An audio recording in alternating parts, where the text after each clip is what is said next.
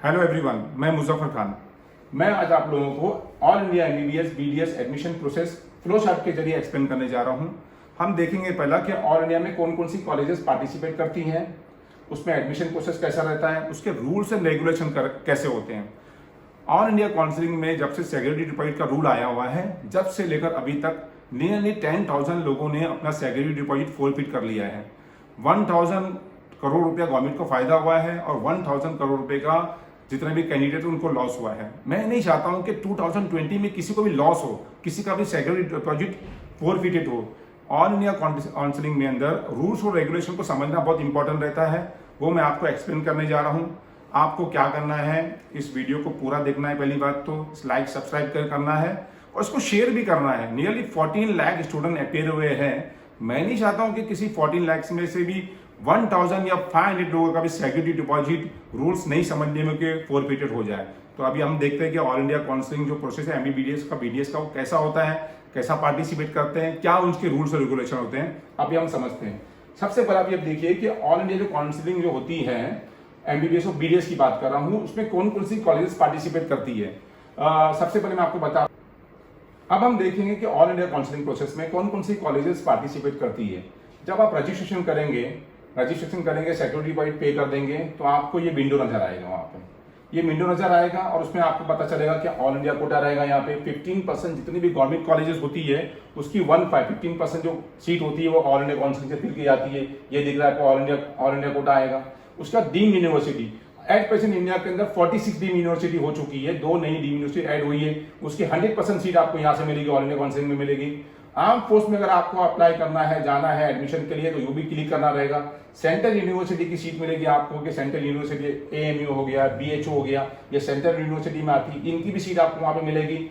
इसके लिए भी आपको अगर ये सब काउंसिलिंग में पार्टिसिपेट करना है तो आपको यहाँ पे सेलेक्ट करना पड़ेगा रजिस्ट्रेशन करने के बाद। अभी आते हैं फ्लो चार्ट की तरफ। तो फ्लो चार्ट में देखते हैं हर एक कॉलेज होती है इसके अंदर, जिसका मैं बताना भूल जा रहा हूं मैं आपको, वो होती है इसिक की कॉलेजेस।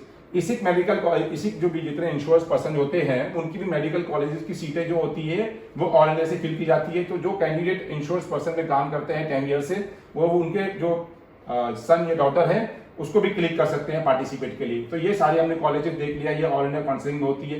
कोई भी प्राइवेट कॉलेज, कोई भी स्टेट की ऑल इंडिया काउंसिलिंग में पार्टिसिपेट नहीं कर सकती है। 15% ऑल इंडिया कोटा के अंदर government colleges, deemed university, arm force के लिए जाना है तो क्लिक करना है, सेंट्रल यूनिवर्सिटी और इसिक की कॉलेजेस। अभी आपको बता रहा हूं कि अगर ये सारी कॉलेजेस में आपको पार्टिसिपेट करना है, अगर डीम में भी पार्टिसिपेट करना है, तो आपको 5,000 रजिस्ट्रेशन फीस है और 2 लाख रुपीज सेक्रेटरी डिपॉजिट है।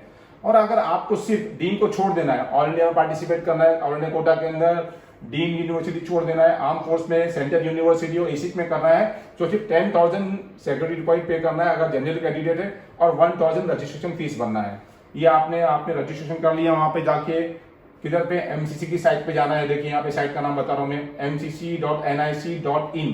यहाँ पे जाके आपको रजिस्ट्रेशन करना है और सेक्रेटरी डिपॉजिट पे करना है, और उसके बाद आपको चॉइस फिलिंग आ जाएगी।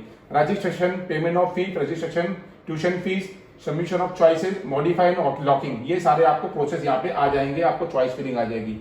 एक बात का ख्याल रखिए आप, अगर आपका 25,000 से ऊपर ऑल इंडिया रैंक आ रहा है तो ही जाके आप ऑल इंडिया काउंसिलिंग में पार्टिसिपेट कीजिए गवर्नमेंट कॉलेजेस के लिए।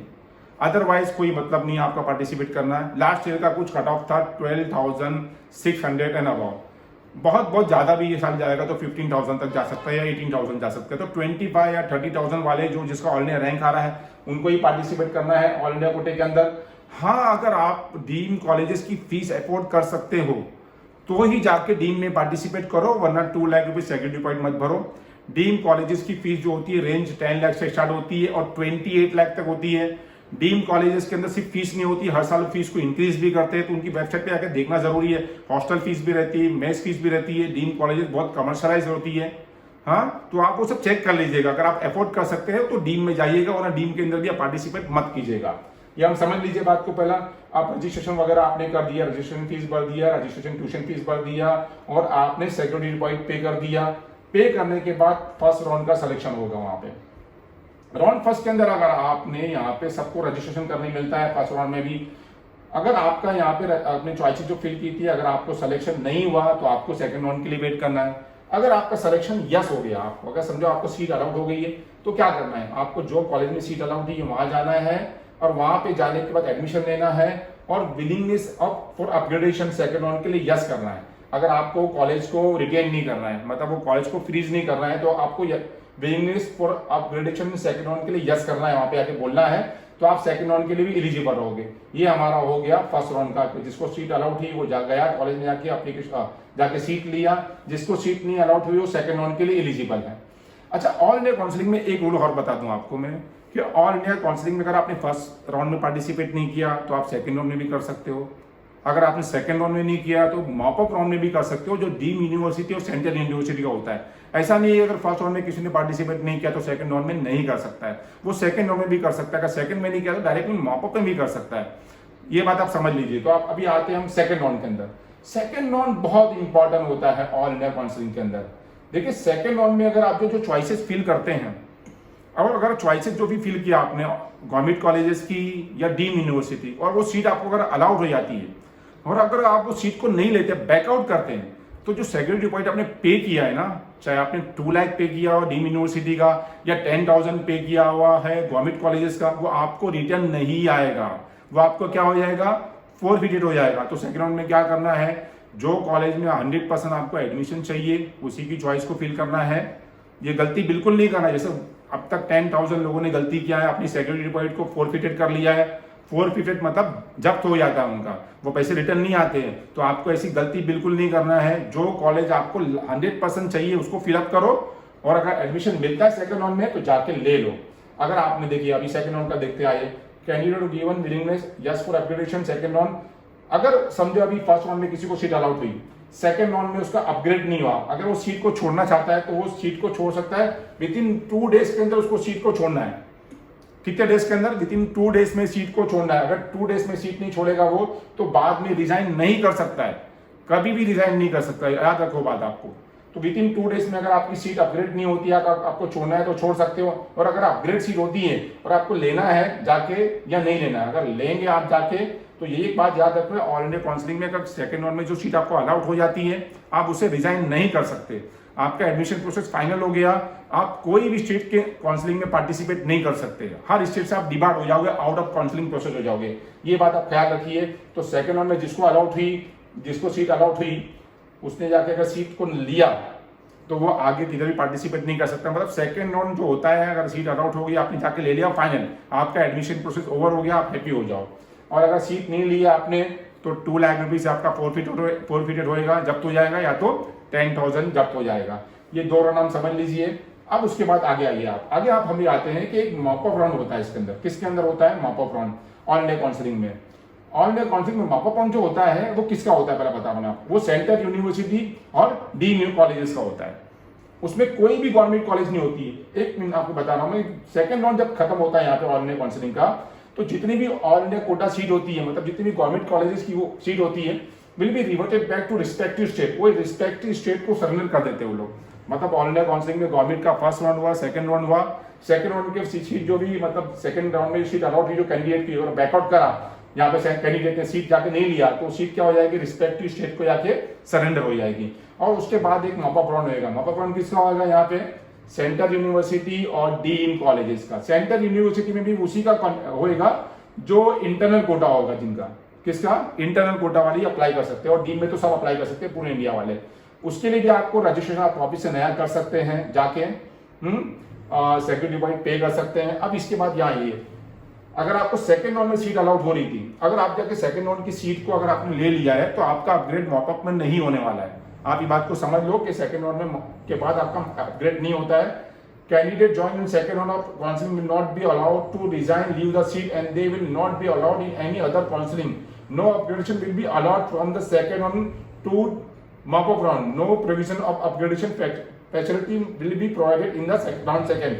मतलब एक बार आपने सेकंड राउंड में ले लिया तो अपग्रेड नहीं होने वाला है।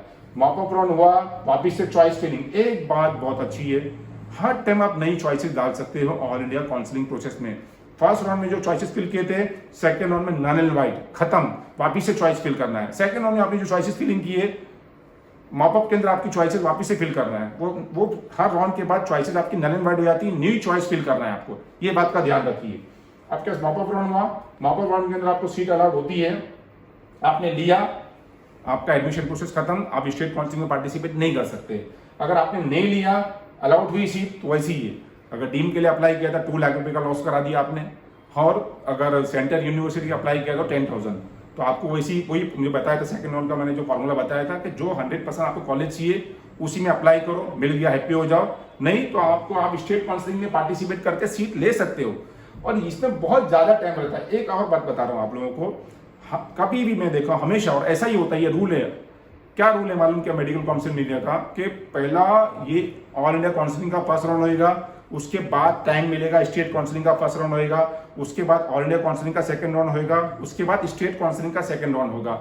ये प्रोसेस चलता है पूरा। तो यही प्रोसेस है आपका एडमिशन प्रोसेस को, यही चलता है कि पहला ऑल इंडिया का फर्स्ट, फिर स्टेट का फर्स्ट, ऑल इंडिया का सेकंड, फिर उसका सीट जो बची है वे रिलेटेड बैक टू स्टेट, फिर स्टेट का सेकंड, फिर ऑल इंडिया का मॉपअप है और स्टेट का मॉपअप है। इस तरीके से एडमिशन प्रोसेस चलता है। आपके पास बराबर टाइम मिलता है। अगर आपको फर्स्ट राउंड में ऑल इंडिया में कोई सीट अलाउड होती है और फिर स्टेट में होती है सीट अलाउड, तो आप ऑल इंडिया की सीट को छोड़ के स्टेट की सीट को ले सकते हो। इसमें टाइम मिलता है, कोई टेंशन वाली बात नहीं है।